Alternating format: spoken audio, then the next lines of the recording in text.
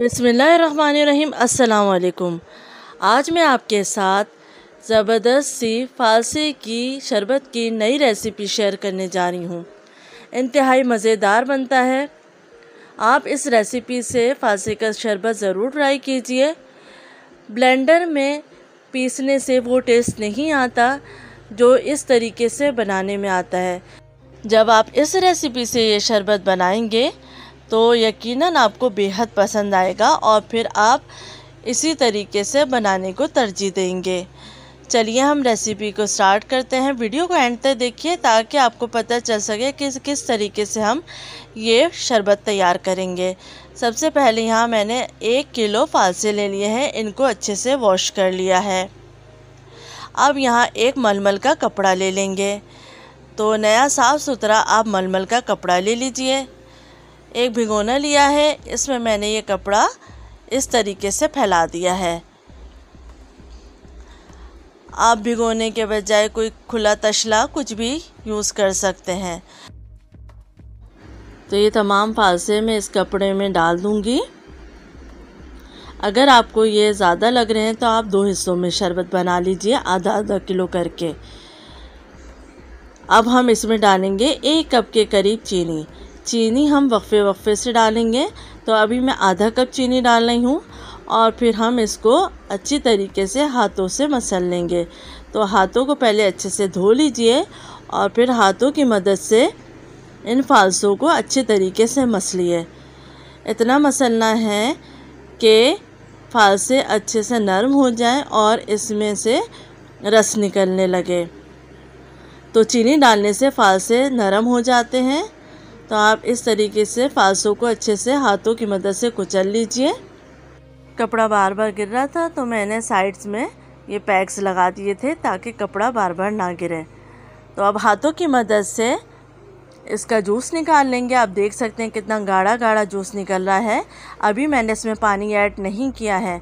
पानी के बगैर आप देख सकते हैं कि कितना गाढ़ा फ़ालसे का शरबत निकल रहा है। अच्छे तरीके से दबा दबा के मैंने निकाल लिया। अब मैंने भिगोने को साइड में रख दिया है। तसले में मैं अब फ़ालसे का शरबत निकालूंगी। तो चीनी थोड़ी सी जो बची थी वो डाल दी है और अच्छी तरीके से हाथों की मदद से मसल लेंगे। इतनी देर तक आपको ये प्रोसेस करते रहना है जब तक के तमाम फ़ालसों का शरबत अच्छे से निकल ना जाए। तो अच्छे तरीके से दबा दबा के फ़ालसों का रस अब आप निकाल लीजिए। आप देख सकते हैं पानी ऐड अभी भी नहीं किया है और कितना प्योर और गाढ़ा गाढ़ा ये फ़ालसों का शरबत निकल रहा है। इसी तरीके से आपको ये प्रोसेस बार बार करना है जब तक कि गाढ़ा गाढ़ा जूस निकलता है।